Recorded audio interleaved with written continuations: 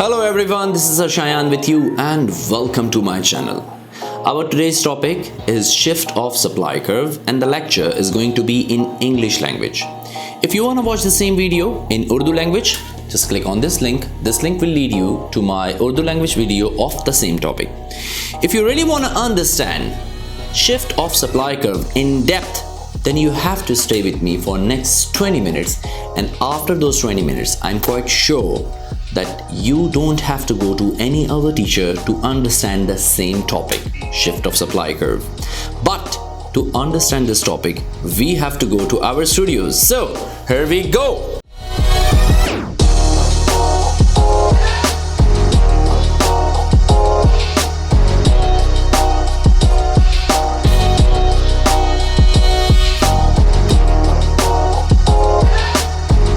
Welcome back. Today's topic is shift of supply curve, and these are the lesson objectives that we are going to cover today. Today we are going to discuss determinants of supply curve in details, non-price determinants of supply curve, movement along the same supply curve, and I will link this with shift of supply curve. So let's start. What are the determinants of supply curve? I have already explained you this in my law of supply video, but I will now be explaining you again in more depth. Supply has two different determinants. Price, we know that price is the main determinant, especially in law of supply. When the price goes up, it affects the quantity supplied. But there are non-price determinants. If there is a change in any non-price determinant of supply curve, then there will be the shift of supply curve, not the movement along the same supply curve. Getting my point? And what are these non-price determinants of supply curve? And here we go. These are all non-price determinants of supply curve. Look at that. Cost of factors of production. We fixed all these factors. We fixed all these determinants when we studied law of supply. But today we are going to make changes in these non-price determinants of supply. And today we will fix price. In law of supply, we fixed these determinants and we moved price. But today we are going to move these factors and we are going to fix price. Then there will be the shift of supply curve. So these are all the determinants. You can have a look on them. Change in production, technology, price related goods, producers' expectations, and so on, government subsidy and taxes and so on. So these are all non-price determinants. Okay, moving on. Now what you see here is movement along the same supply curve. I have already explained you this in my previous video, that there is a direct relationship, positive relationship between price and quantity supplied. And this is a graph. Price is increasing, quantity supplied is also increasing. When price is increasing or decreasing, quantity supplied is also increasing or decreasing. This will be called movement along the same supply curve, not the shift of supply curve. Keep it in your mind. Read this paragraph. An increase or decrease in price causes a movement of the same supply curve. Movement along the same supply curve. Getting my point? So what is moving? Price. Okay, now let's move on. Now I have added some numbers here. 5, 10, 15. Price is going up, quantity supplied is also increasing, and vice versa. If the price is coming down, then quantity supplied is also decreasing. Clear? I think this is more than clear. But what if the price is fixed, but there is a change in non-price determinant? Keep it in your mind. Price is fixed, no change in price, but there is a change in non-price determinant. For example, there is a change in the cost of factors of production, or government has given you a subsidy. You are a supplier, not a buyer. Don't think at buyer side. Please just think as a supplier, that you are a supplier. You get subsidy from government. Or they have imposed extra tax on you, then what will happen? So first thing, if the factors of production, their prices have reduced, what will happen? your profit will be increased because your cost of production has gone down now. If the profit of the supplier is increased, he will be motivated. If he is motivated, he will increase his production. He will increase his supply. So what will happen?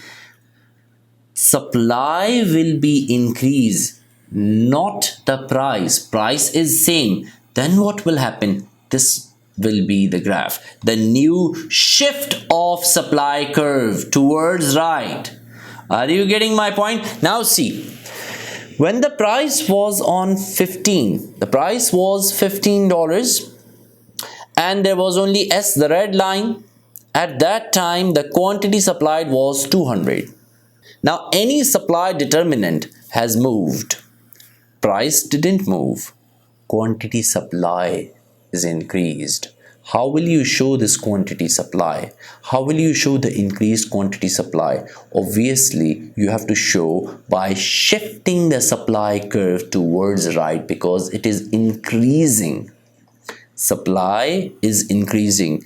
Price didn't increase. Just see, new supply curve is formed, which is the green supply curve here, and the quantity supplied has now moved or increased from 200 to 300, but there is no change in price. Understood? Just look at another example. When the price was $10, at that time the quantity supplied was 150.